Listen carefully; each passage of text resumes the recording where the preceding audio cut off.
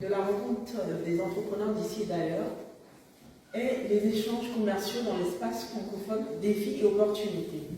On va commencer par l'espace francophone. Le français est la 5e langue parlée dans le monde et la 4e langue utilisée sur Internet.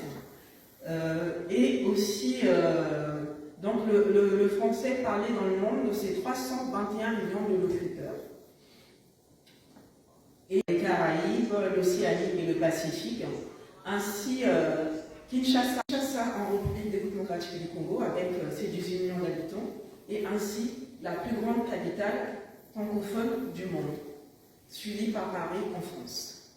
L'espace francophone, c'est la coopération francophone, ce sont les accords bilatéraux avec la France, c'est aussi la diplomatie culturelle avec l'Organisation internationale de la francophonie, donc l'OIF, qui regroupe à la fois des pays francophones, des pays non francophones, 5 membres associés et 32 pays observateurs.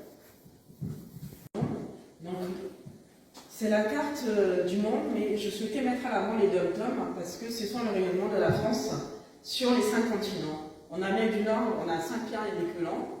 Dans la Caraïbe, on a la Guadeloupe et la Martinique. En Amérique latine, on a la Guyane française. Dans l'océan Indien, on a Mayotte et la Réunion. Et à cheval sur l'Océanie et le Pacifique, on a la Nouvelle-Calédonie et la Polynésie française. Je vous montre cette deuxième carte. Cette deuxième carte est une ancienne carte, avec tous les pays en bleu. Ce sont les pays de langue officielle ou officielle française. À la base, sur cette carte, il y avait 29 pays. Mais suite à des désaccords avec la France, donc 3 pays se sont retirés. Donc, 3 pays n'utilisent plus la langue française comme langue officielle. C'est devenu une langue de travail pour 3 pays qui sont donc, le Mali, le Burkina Faso et le Niger, qui se sont retirés avec les différents pays donc, à travers le monde qui sont membres de l'Organisation internationale de la francophonie. Passons donc à la coopération francophone. Donc, via des agences, il y a d'abord la coopération belge, donc avec le NABEL, qui est l'agence belge de la coopération internationale, en activité dans 21 pays. Ensuite, il y a l'AFD. L'AFD, c'est l'Agence française de développement. L'AFD est une banque, en fait, une banque de développement, qui a été créée en 1941 à Londres, au Royaume-Uni, par le général de Gaulle, pour financer la résistance française contre l'Allemagne nazie. Donc c'est l'une des plus anciennes banques de développement du monde. L'AFD est présent avec 85 agences sur plusieurs continents. Ensuite, nous avons le Luxembourg. Le Luxembourg avec LuxDev, qui est l'agence luxembourgeoise pour la coopération au développement en Afrique, en Asie, en Amérique latine et en Europe. Et ensuite, la Suisse, la coopération internationale de la Suisse, qui est la coopération internationale de l'Europe en passant par l'Afrique, le Moyen-Orient, l'Asie, le sous-continent indien, Haïti, jusqu'en Amérique du Sud. Il y a un pays qui fait aussi la coopération francophone, qui est le Canada. Mais au Canada, ce n'est pas une agence, c'est l'AMC. L'AMC, ça signifie Affaires mondiales Canada. Et AMC, en fait, c'est un ministère qui est responsable déjà de la politique étrangère canadienne, de la diplomatie canadienne, du commerce extérieur du Canada, du commerce national du Canada et aussi de la coopération internationale. C'est parce que c'est un ministère, pour la raison pour laquelle je ne l'ai pas mentionné. Des échanges commerciaux, des échanges commerciaux au sein de l'espace francophone, à savoir que la francophonie, c'est 1600 giga-dollars. Giga signifie en fait milliards de dollars. Donc c'est 1600 milliards de dollars en valeur des exportations dans l'espace francophone. 20% des échanges mondiaux donc, sont des échanges dans l'espace francophone, avec un total de 321 millions de locuteurs à travers le monde. Parlant en termes de régionalisation de l'espace francophone, la plupart des projets intra-francophones sont des projets qui sont plutôt situés en Europe et en Afrique du Nord. Il y en a aussi en Afrique subsaharienne.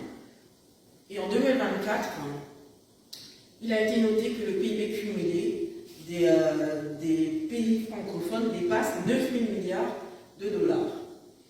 Et on s'est rendu compte en fait que 5 000 milliards de dollars de PIB étaient en fait de la richesse qui était créée à travers 5 pays frontaliers, qui sont la France métropolitaine, la Belgique, le Luxembourg, la Suisse romande, Monaco et Andorre. Aussi, concernant l'Afrique francophone, en 2023, l'Afrique subsaharienne francophone, qui regroupe en fait 22 pays, a enregistré une croissance globale de 4,8%, comparé à 2,3% pour le reste de l'Afrique subsaharienne, donc ce qui était une très belle performance, la meilleure performance de l'Afrique subsaharienne en 2023. En 2022, selon l'Institut de la statistique du Québec, le Québec, en tant que territoire du Canada, a exporté pour 4 milliards de dollars de marchandises vers la France, la Suisse et la Belgique, et 320 millions de dollars de marchandises vers l'Afrique francophone, donc dans 6 pays qui sont en fait ses clients. 26 devises, donc qui sont surtout sur les pays de langue officielle ou co-officielle francophone. Après, les secteurs d'activité concernés sont l'industrie manufacturière, la production et la distribution d'énergie, donc on parle d'électricité. Ensuite, les activités extractives, donc le pétrole, le gaz, les mines et les carrières. Les services financiers, qui sont concentrés sur 3 pays, qui sont le Luxembourg, la Suisse et Monaco. Les préoccupations majeures, en fait, ce sont les délais, les coûts de création d'une entreprise. Sur l'ensemble de l'espace francophone, il a été noté que les coûts et délais de création d'une entreprise au sein des pays francophones de l'Afrique centrale étaient 3 à 10 fois plus élevés que dans le reste de l'espace francophone, et à contrario, le Canada est le pays où les coûts sont les plus faibles en matière de création d'entreprise. Après, il y a les difficultés pour accéder à des prêts bancaires. En effet, en Afrique francophone, 77% des PME utilisent leurs fonds propres, donc sans autofinancement. Même si elles demandent des prêts, mais en fait, il y a peu d'octroi de prêts bancaires pour ces entreprises-là. Après, il y a aussi le problème de la libre circulation des gens d'affaires, des étudiants, des artistes, au sein de l'espace francophone, qui est un obstacle majeur donc, à la fluidité des échanges dans l'espace francophone. Ensuite, il y a tout ce qui est contraintes douanières. Contraintes douanières, même s'il y a des accords en fait, d'échange entre par exemple l'Europe, l'Afrique, les Caraïbes, il y a encore des accords avec le Canada, il y a quand même des contraintes douanières et des barrières non tarifaires qui sont par exemple des quotas, des normes, des certifications. Après, il peut y avoir une limitation de conversion de devises, ce qui sont autant en fait des difficultés par rapport aux échanges commerciaux entre les pays francophones. Et en France, précisément, en France, les territoires, régions d'outre-mer, elles ont une taxe qui existe depuis 1870. Donc cette taxe a commencé à être perçue en 1870 en Martinique, qui était une colonie à l'époque. C'est l'octroi de mer. L'octroi de mer, c'est une taxe applicable sur la plupart des produits importés ou non.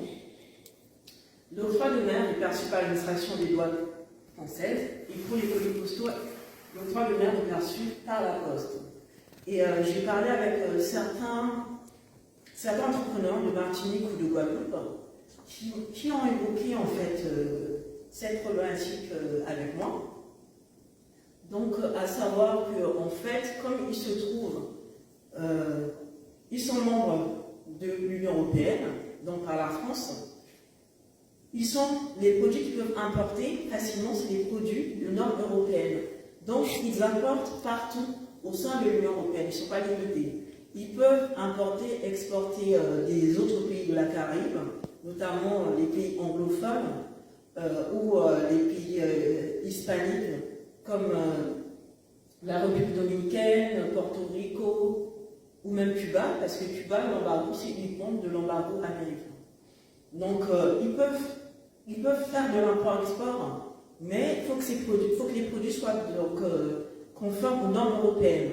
Donc ce qui limite les échanges, à savoir qu'en Martinique, en Guadeloupe, on utilise l'euro, et l'euro est une monnaie forte. Donc quand ils ont des marchés à vendre, en fait, leur monnaie est plus forte, donc ils ne sont pas compétitifs. Il y a aussi le coût du travail, il y a l'euro fort, donc qui ne les rend pas compétitifs aussi.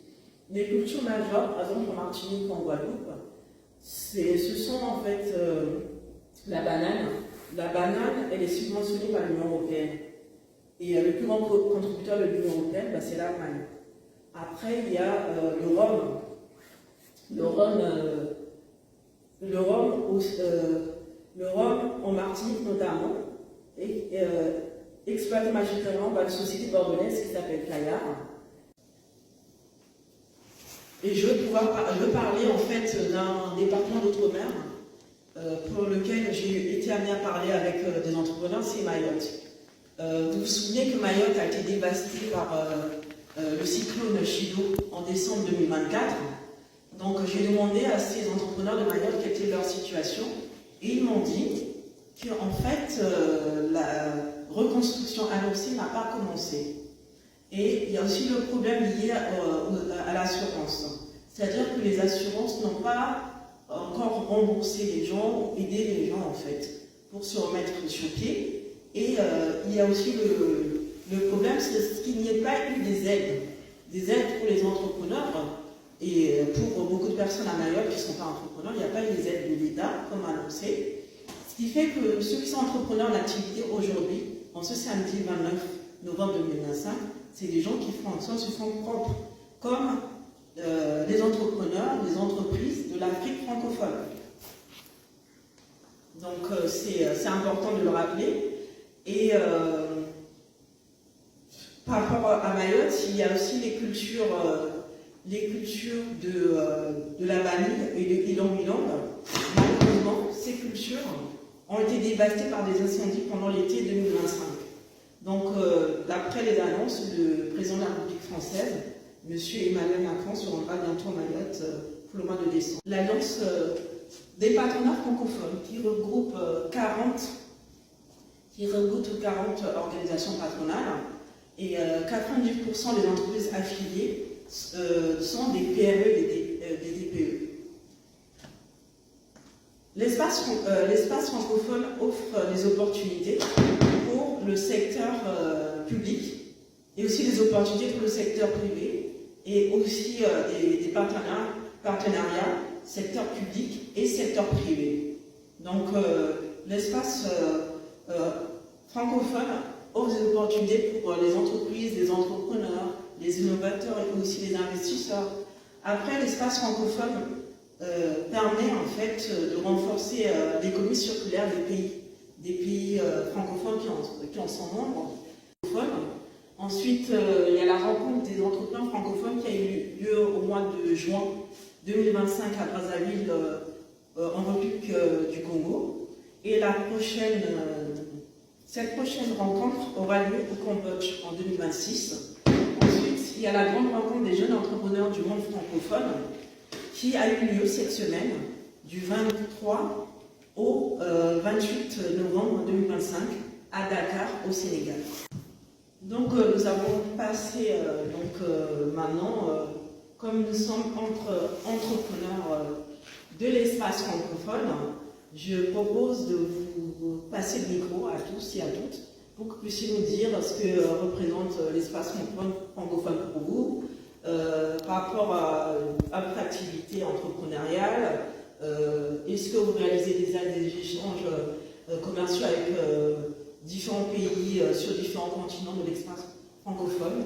Et je vous passe ainsi le micro. Merci pour votre attention et pour votre présence.